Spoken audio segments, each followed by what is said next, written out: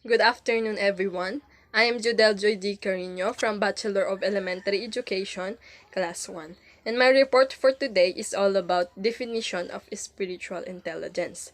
According to Abdullah Shak of 2002, spiritual intelligence is related to the relationship between man and the universe, the world of creation, and existence in the world. Spiritual intelligence is the concept of awareness of spirituality as a context for existence or the power of creative life from evolution.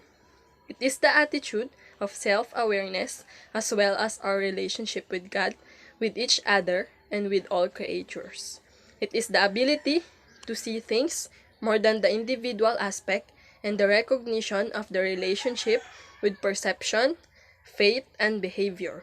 Spiritual intelligence means finding a meaning for life and avoiding unnecessary events, which means spending time for transcendental goals regardless of the views of others. So what is spirituality? Liebert and Ritter declined spirituality as the ongoing transformational experience of intentional, conscious engagement with the presence of God. This engagement with divine presence can be seen to involve three dynamics.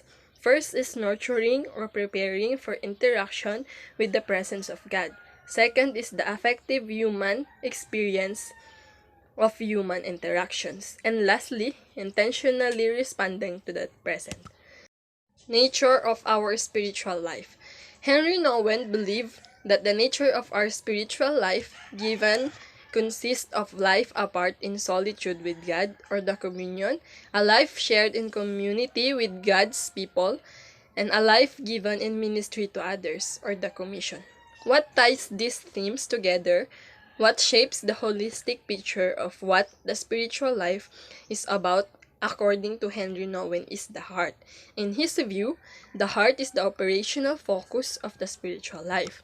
Nouwen believes that our journey to become more fully human is a spiritual journey that begins and ends in the heart of God. Whatever is pure, simple, and innocent in me comes from Him. With His eye, I can love and give myself to others.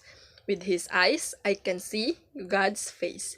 With His ears, I can hear God's voice. And with His heart, I can speak to God's heart, according to Henry Nouwen.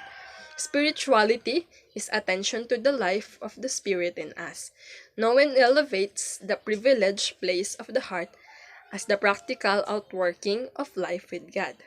Not only that, he directs us all to what he believes is the true way of the heart, which is also the way of the Spirit.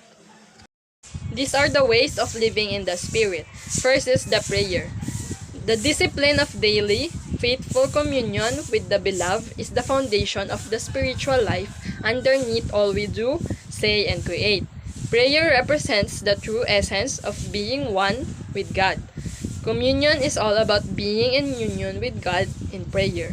Prayer is considered by Nouwen to be the breath of human existence, and consequently occupies the very center of our spiritual life. It is what Jesus refers to as the only necessary thing. It is living with God here and now.